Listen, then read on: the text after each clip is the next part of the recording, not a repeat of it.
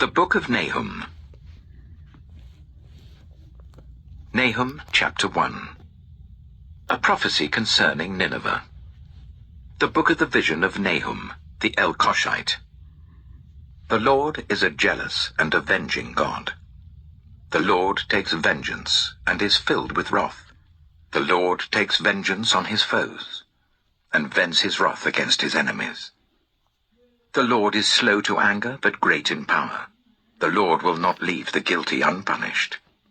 His way is in the whirlwind and the storm, and clouds are the dust of his feet. He rebukes the sea and dries it up. He makes all the rivers run dry. Bashan and Carmel wither, and the blossoms of Lebanon fade. The mountains quake before him, and the hills melt away. The earth trembles at his presence, the world and all who live in it. Who can withstand his indignation? Who can endure his fierce anger? His wrath is poured out like fire. The rocks are shattered before him. The Lord is good, a refuge in times of trouble. He cares for those who trust in him. But with an overwhelming flood, he will make an end of Nineveh. He will pursue his foes into the realm of darkness. Whatever they plot against the Lord, he will bring to an end.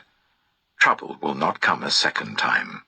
They will be entangled among thorns and drunk from their wine. They will be consumed like dry stubble. From you, Nineveh, has one come forth who plots evil against the Lord and devises wicked plans. This is what the Lord says.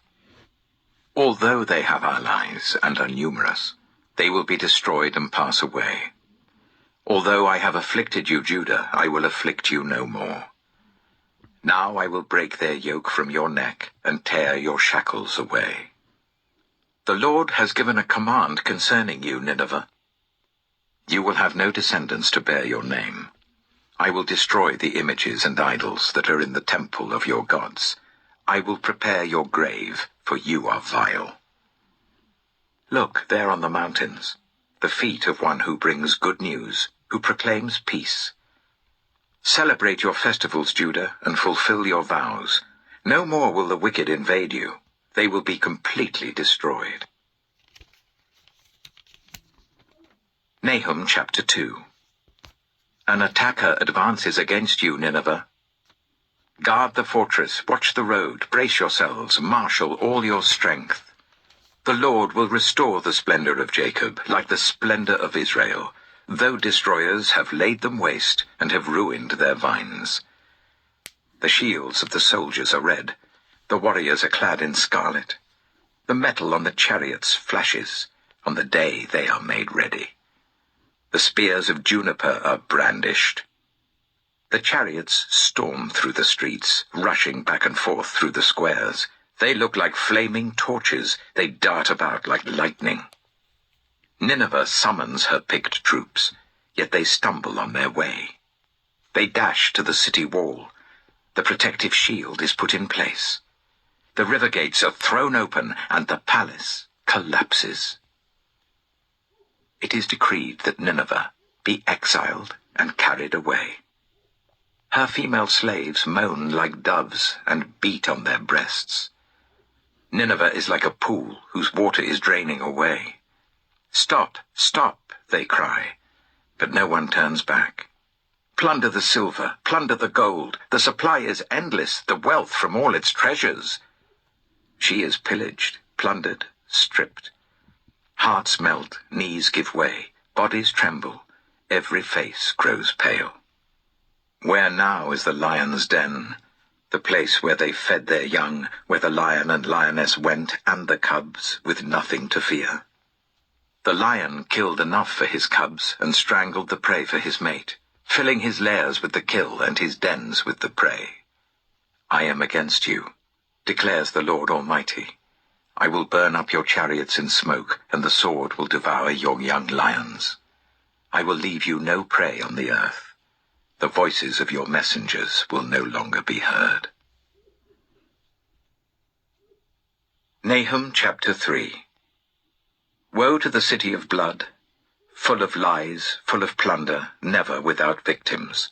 The crack of whips, the clatter of wheels, galloping horses and jolting chariots, charging cavalry, flashing swords and glittering spears, many casualties, piles of dead, bodies without number, people stumbling over the corpses, all because of the wanton lust of a prostitute, alluring, the mistress of sorceries, who enslaved nations by her prostitution and peoples by her witchcraft.